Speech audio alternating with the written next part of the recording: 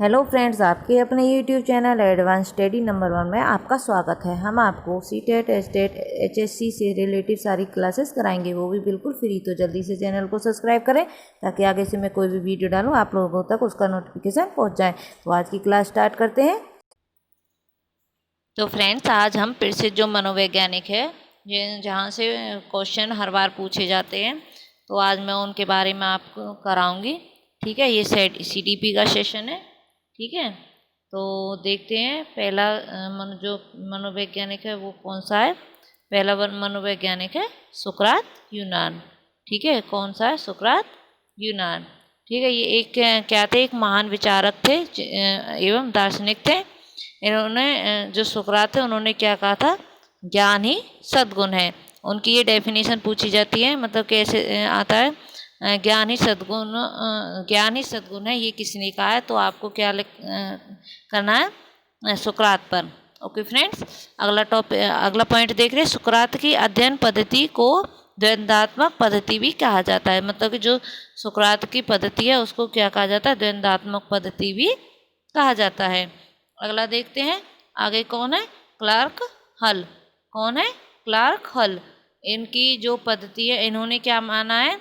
इन्होंने बुद्धि को क्या माना है? व्यवहार। ठीक है, इसने कौन सा सिद्धांत दिया है? व्यवहार का। ठीक है, इन्होंने किस पर मतलब कि कौन सा सूत्र प्रस्तुत किया था? SOR का। ओके, मतलब उद्दीपन प्राणी अनुक्रिया का सूत्र इन्होंने प्रस्तुत किया था। आगे देखते हैं, विलियम वुड्स जर्मनी के मनोवैज्ञानिक। वुंट ने क्या किया था? जो विलियम वुड्स है वो कहाँ के रहने वाले थे?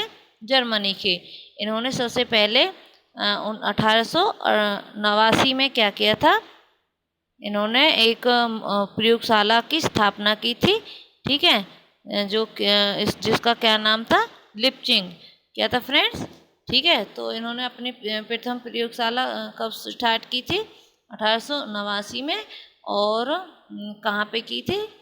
जर्मनी में। ठीक है, अब अगला पॉइंट देखते हैं। मनोविज्ञान को चेतना के विज्ञान के रूप में किसने परिभाषित किया था? विलियम्स ने। ठीक है, और ब्रुन्स को प्रयोगात्मक विज्ञान का जनक भी माना जाता है। किसका माना जाता है? प्रयोगात्मक विज्ञान का, क्योंकि इन्होंने सबसे पहले प्रयोगशाला का निर्माण किया था। ओके, आगे देखते हैं रूसा। तो रूसा के बारे में क्या कहा है? रूसा कौन थे? मनोवैज्ञानिक चिकित्सक थे, जिन्होंने किसका किया था? इन्होंने हर्मन रूसा ने स्याही धब्बे का परीक्षण किया था। हर्मन रूसा ने किसका परीक्षण किया था? स्याही धब्बा परीक्षण। और उस परीक्षण को क्या कहा जाता था? प्रेक्षण विधि। ठीक है, दो नाम है इसके, किसी नाम से भी क्वेश्चन पूछ सकता है, स्याही धब्बा परीक्षण या प्रेक्षण विधि। और इसका निर्माण उन्होंने कब किया था? 1921 में। ओके फ्रेंड्स, तो इसमें कितने धब्बे होते हैं? स्याही के कितने धब्बे होते हैं? 10 धब्बे होते हैं। ठीक है, जिसमें से 10 कार्ड होते हैं, जिसमें से 5 काले होते हैं और 2 लाल या काले होते हैं, और जो 3 होते हैं मतलब कि अन्य होते हैं, वो कैसे होते हैं? विभिन्न रंगों के होते हैं। ओके, आगे देखते हैं अल्बर्ट बिने। अल्बर्ट बिने के बारे में कहा गया है। अल्बर्ट बिने ने क्या किया था? बुद्धि मापन का कार्य सर्वप्रथम किसने किया था? बिने ने किया था। जो बुद्धि मापते हैं उसका जो प्रयोग हुआ था वो सबसे पहले किसने किया था? अल्बर्ट बिने ने किया था। ओके, अगला पॉइंट देखते हैं। बिने ने सर्वप्रथम 1905 में बुद्धि परीक्षण किया था। क्या किया था? 1905 में बुद्धि का क्या किया था? परीक्षण किया था। ओके, अगला पॉइंट देखते हैं। बिने तथा साइमन ने मनोविज्ञान साहित्य में मानसिक आयु शब्द का पहली बार प्रयोग किया था। मतलब कि बिने और साइमन 2 मनोवैज्ञानिक थे, उन्होंने मानसिक आयु का प्रयोग सबसे पहले किया था। क्वेश्चन जैसे आपसे पूछा जाएगा कि मानसिक आयु का शब्द का सबसे पहले प्रयोग किसने किया था, तो आप क्या निशान लगाएंगे? बिने और साइमन। किसने किया था? बिने और साइमन ने। आगे देखते हैं फ्रोवेल। क्या फ्रेंड्स? फ्रोवेल। तो फ्रोवेल कहाँ के रहने वाले थे? जर्मनी के। ये क्या थे? शिक्षा शास्त्री थे। क्या थे फ्रेंड्स? शिक्षा शास्त्री थे और ये कहाँ के रहने वाले थे, जर्मनी के। जर्मनी ने कौन सी प्रणाली दी थी, किंडरगार्टन। ठीक है, कितने क्वेश्चन बन गए, 2 क्वेश्चन। तो कहाँ के रहने वाले थे, जर्मनी के। कैसे वो थे ये शिक्षा शास्त्री थे। ठीक है, और कौन सी प्रणाली दी थी इन्होंने, किंडरगार्टन।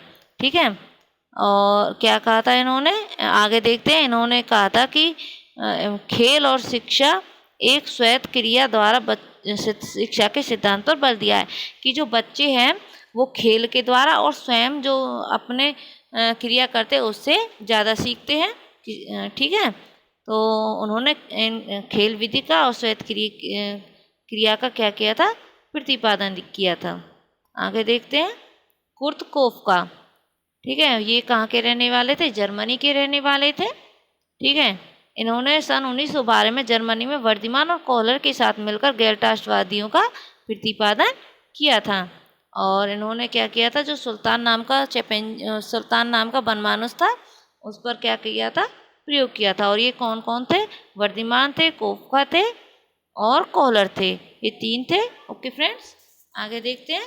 अब किसके बारे में कहा गया, कोहलर के बारे में। ठीक है, कोहलर तो अब फिर से इनका तीनों का नाम आ गया, मैक्स वर्धमान, कोहलर, कोफका और कोहलर। इन्होंने कौन सा सिद्धांत दिया था, सूझ और अंतर्दृष्टि का सिद्धांत। कौन सा सिद्धांत दिया था फ्रेंड्स, सूझ और अंतर्दृष्टि का सिद्धांत। अंतर्दृष्टि के सिद्धांत को और किस नाम से जाना जाता है, गेल्टास्ट सिद्धांत के नाम से। जो सूझ और अंतर्दृष्टि का सिद्धांत है उसका और किस नाम से जाने जाता है, गेल्टास्ट सिद्धांत के नाम से। जो गेल्टास्ट शब्द है वो कहाँ का शब्द है, जर्मनी का है और जिसका अर्थ है समग्र आकृति। ये पूछा जाएगा कि गेल्टास्ट कहाँ का शब्द है, ये जर्मनी का है।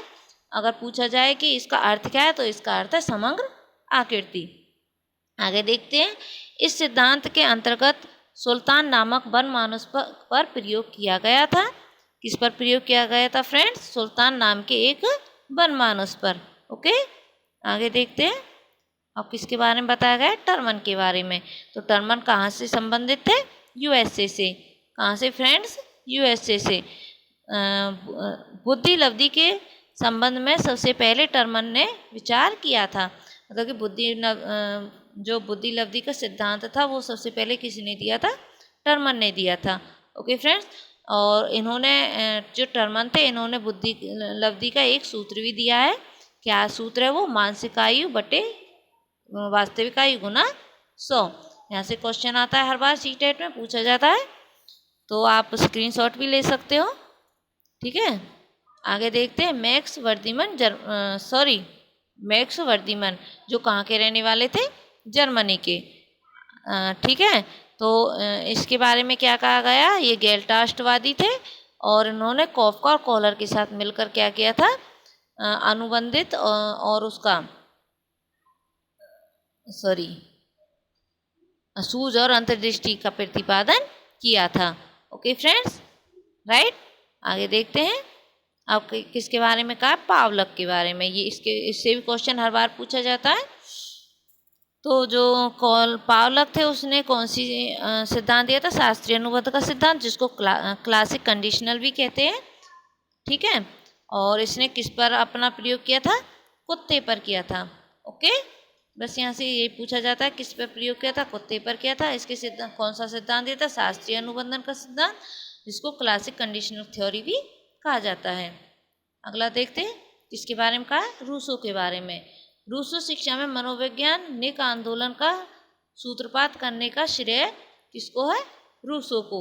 यहाँ से आएगा जो शिक्षा के में मनोवैज्ञानिक थे, तो उन्होंने आंदोलन का जो सूत्रपात था उनको उनका श्रेय दिया गया है।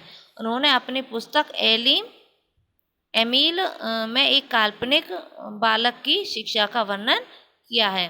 तो यहाँ से ये क्वेश्चन आएगा कि काल्पनिक बालक की शिक्षा का वर्णन किसने किया है, तो किसने किया, रूसो ने किया। कौन सी पुस्तक में किया, एमील में। ओके, आगे देखिए। कुर्तकोफ जो कहाँ के रहने वाले थे, जर्मनी के रहने वाले थे। ठीक है, इन्होंने किसके साथ काम किया था, वर्धमान के साथ और किसके साथ, कोहलर के साथ।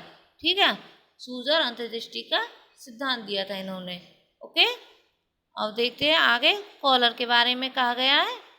तो ये तो शायद हमने कर लिया, दोबारा से आ गया। आगे देखते हैं, पावलक भी कर लिया। अब देखते हैं थॉर्नडाइक से। ठीक है, थॉर्नडाइक कहाँ से संबंधित है? यूएसए से। कहाँ से? यूएसए से। थॉर्नडाइक को पशु मनोविज्ञान का पितामह कहा जाता है, कि मतलब कि क्योंकि इन्होंने पशुओं पर ही अपने प्रयोग किए थे ज़्यादातर, तो इसको क्या कहा जाए? पशु मनोवैज्ञानिक के पितामह कहा जाता है। इन्होंने किस पर प्रयोग किया था? भूखी बिल्ली पर। ठीक है, इसके सिद्धांत का क्या नाम है? प्रयास और त्रुटि का सिद्धांत। ठीक है, थॉर्नडाइक को प्रथम शैक्षिक मनोविज्ञान माना जाता है। क्या माना जाता है? प्रथम शैक्षिक मनोविज्ञान। ठीक है, मनोवैज्ञानिक माना जाता है। आगे देखते हैं वॉटसन। वॉटसन कहाँ के रहने वाले थे? यूएसए के रहने वाले थे। इसको व्यवहारवाद का पिता माना जाता है। किसका माना जाता है फ्रेंड्स? व्यवहारवाद का पिता माना जाता है।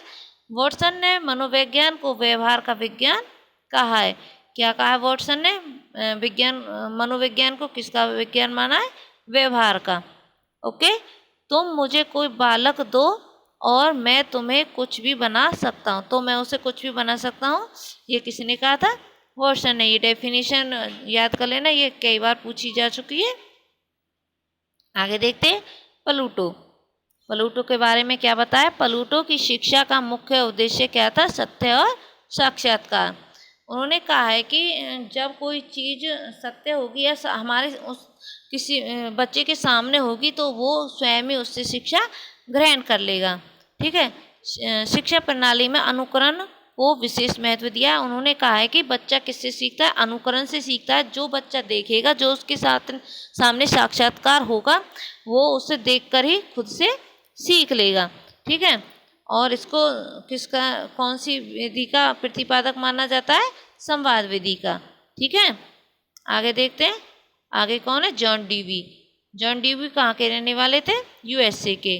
ठीक है, जॉन डीवी को जनतांत्रिक शिक्षा का सबसे बड़ा व्याख्यात माना जाता है। किसका माना जाता है? जनतांत्रिक शिक्षा का। ओके, ये किस पर जोर देते थे? करके सीखने पर। ओके, मतलब कि प्रयोग करके जो सीखते हैं उसको क्या कहते हैं? करके सीखना। ठीक है, जो प्रयोगशाला में काम होता है तो वो करके ही तो सीखते हैं। जरूरी नहीं है कि प्रयोगशाला में सीखे। कुछ बच्चे ऐसे होते हैं, जो छोटे बच्चे होते हैं ना, खिलौनों को तोड़ देते हैं फिर उसको जोड़ते, तो वो क्या है? करके सीखना ही हो गया ना। तो वो जॉन डीवी भी इस पर ही जोर देते थे। ठीक है, और इसने एक बात और की थी, त्रिमुखी प्रक्रिया। शिक्षा क्या? त्रिमुखी प्रक्रिया है। ठीक है, ये भी पूछा जाता है कई बार कि जो त्रिमुखी प्रक्रिया, शिक्षा की त्रिमुखी प्रक्रिया, ये किसने कहा? ये कहा जॉन ड्यूवी ने। आगे देखते हैं, ये मॉन्टेसरी है, मैरी मॉन्टेसरी, मौर्य मॉन्टेसरी। ये कहाँ से रहने वाली है? इटली से। ठीक है, इसने कहा क्या कहा कि बच्चे किससे सीखते हैं? अपनी इंद्रियों से सीखते हैं।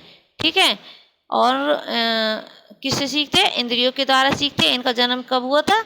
1970 में हुआ था। मृत्यु कब हुई थी? 1952 को। आगे देखते हैं, सिगमंड फ्रॉइड के बारे में कहा गया। ये कहाँ से संबंधित है? ऑस्ट्रेलिया से। इनको मनोविश्लेषणवादी कहते हैं। ठीक है, क्या कहते हैं? मनोविश्लेषणवादी। मानव व्यवहार की मूल प्रेरणा। ठीक है, जहाँ पर भी मूल प्रेरणा आ जाए तो उसका संबंध किसे? सिगमंड फ्रॉइड से। ओके,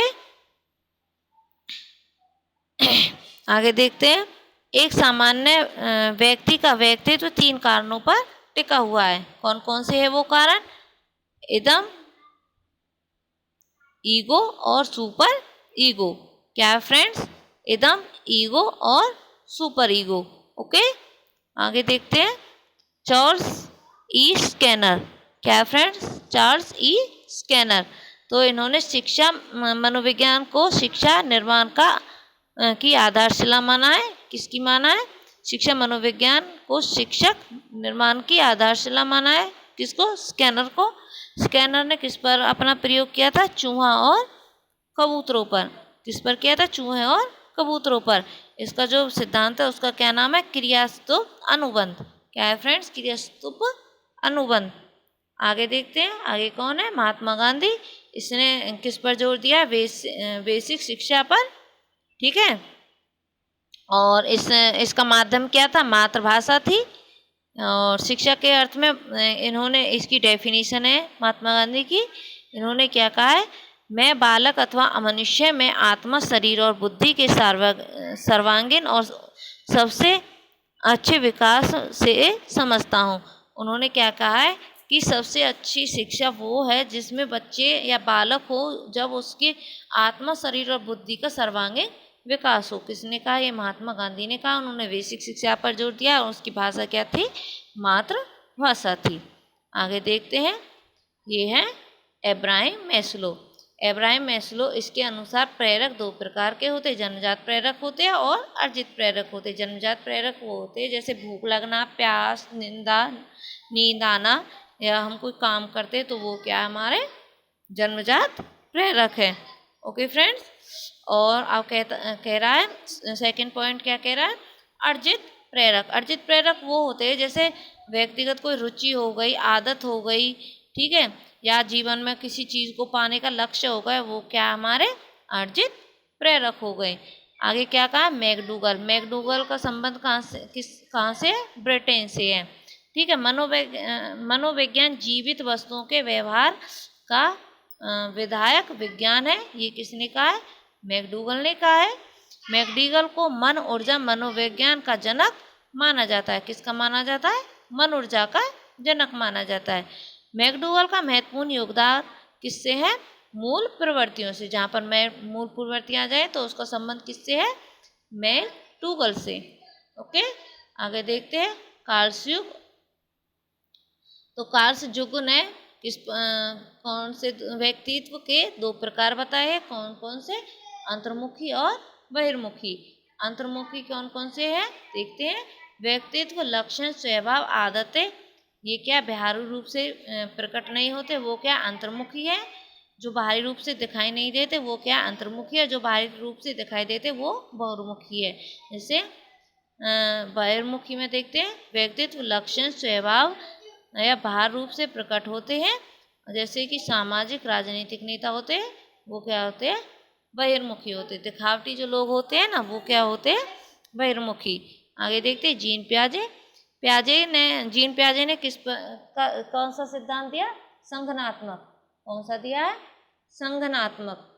इन्होंने किस पर जोर दिया? सीखना उस समय अर्थपूर्ण होता है। क्या कहा है इन्होंने? सीखना उस समय अर्थपूर्ण होता है जबकि विद्यार्थी की रुचि और कौतूहल के अनुकरण होता है।